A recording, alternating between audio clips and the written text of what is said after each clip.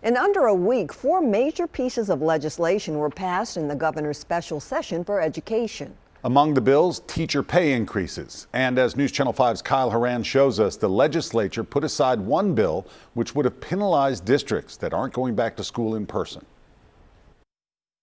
One of the major bills that's been passed in this special session was an increase to teacher pay, $42 million that will be sent to the districts so they can decide how much teachers get. Governor Bill Lee and lawmakers say what they did at the Capitol this week is pushing Tennessee's education system in a positive direction. 4 bills passed through both houses. They're aimed at learning loss in the state, but some of the bills are controversial, and some believe there could be unintended consequences. For example, one bill requires after-school and summer school programs for kids who are falling behind. That same bill would allow districts to hold back third graders who aren't reading on grade level. Every 8-year-old is going to be in danger of being forced to repeat third grade if they don't score enough on the first standardized test they ever take.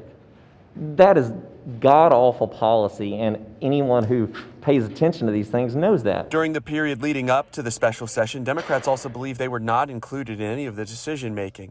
One proposal didn't pass through.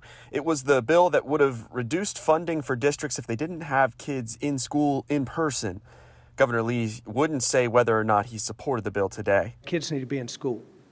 It's widely understood by most parents, by most districts, obviously.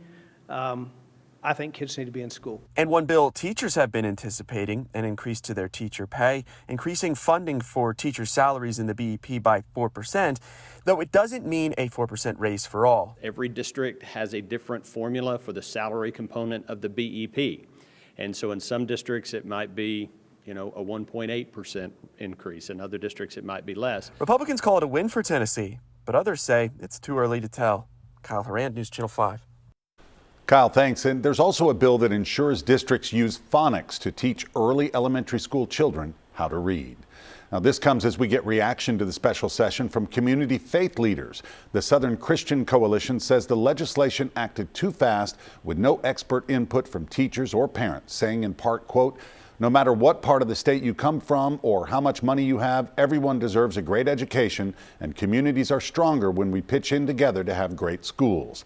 You can read their entire statement along with other reaction to the legislation on our website.